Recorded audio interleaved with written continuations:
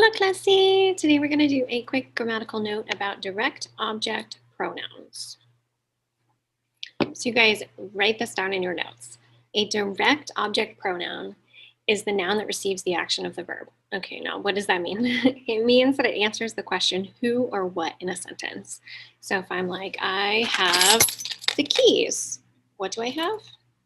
The keys. Keys are the direct object of my verb, to have, right? I drink the Gatorade. What do I drink? The Gatorade. So the Gatorade is the direct object of my verb to drink. If I'm looking out the window and I'm like, I see Mr. Reeves. Who do I see? Mr. Reeves. Mr. Reeves is the direct object of my verb I see. So just to explain that a little bit in English before we get to it in Spanish, there are some examples down here using your new travel vocabulary for this unit. I have the passport. In English and Spanish, we replace a lot of times our direct object nouns with direct object pronouns. Instead of saying the passport specifically, we just say, I have it. I see the flight attendant. I see her. Jose is going to confirm the flight. Jose is going to confirm it, right? So, in Espanol, write down this little chart. These are going to be your direct object pronouns, the pronouns that would replace the nouns. We have me, te. Obviously, those are referring to people, right? Then we have lo and la, which can refer either to people or objects, like you formal, him, her, or it, a singular item. Then we have nos, which means us. Os, which would be you plural, the vosotros form only used in Spain. And then we have los and las, which of course would refer to plural people or objects. So to do a couple translations down here for you, if I want to take the sentence, I have the passport, and change it to say, I have it. Let's start with the translation. Yo tengo el pasaporte. Then you identify your direct object. I have what? The passport. The passport in Spanish is masculine and singular, right? So we would replace the passport with the direct object pronoun lo tengo. We always put our direct object pronoun before our conjugated verb. If you want to put a yo in there, you can totally do that. But of course, that subject is optional because your verb tells you who is doing the action.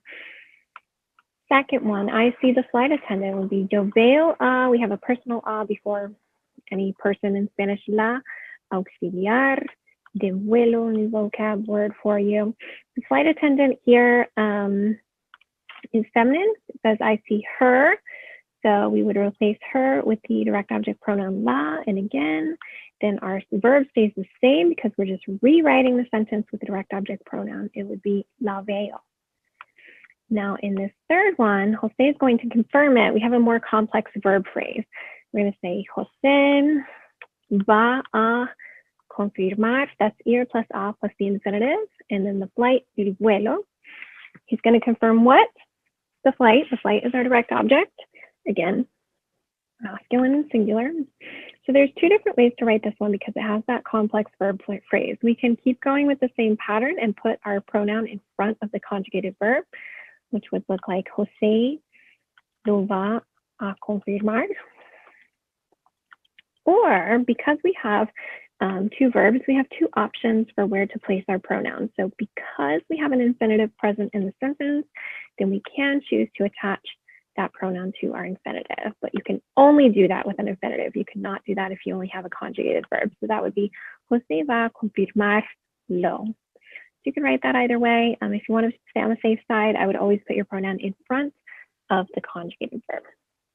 Okay, I'm going to do just 5 quick questions for you to check your usage of the direct object pronoun. So choose correct pronoun for me. They want the book.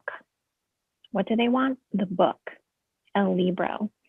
Masculine and singular, you're going to choose the pronoun lo. Number 2, I know them. Juan and Maria. So it's a boy and a girl. In that case, we would default, unfortunately, in Spanish to the masculine term, and it would be I know them, the plural. Los conozco. Number 3, Juan knows me. Who does he know? Me. me conoce. Notice your verb is still conjugated with your subject one, right? We're saying he knows who? Me. And the me comes before our conjugated verb. Number 4, you love me. Ama. There's the you love. So again, we put the me. And then number 5, you all, formal, drink milk. Now the you formal is incorporated with beben, right? That verb. Milk is the what? What do we drink? Milk, it's la leche. So the direct object pronoun would be la. Very good. Okay, amigos, you may now move on to watch your Senor Wooly. Lo Tengo, I believe it's called for the week. Nuggets 1 through 5 are due on Thursday night before you leave for spring break. Que tengan un buen día.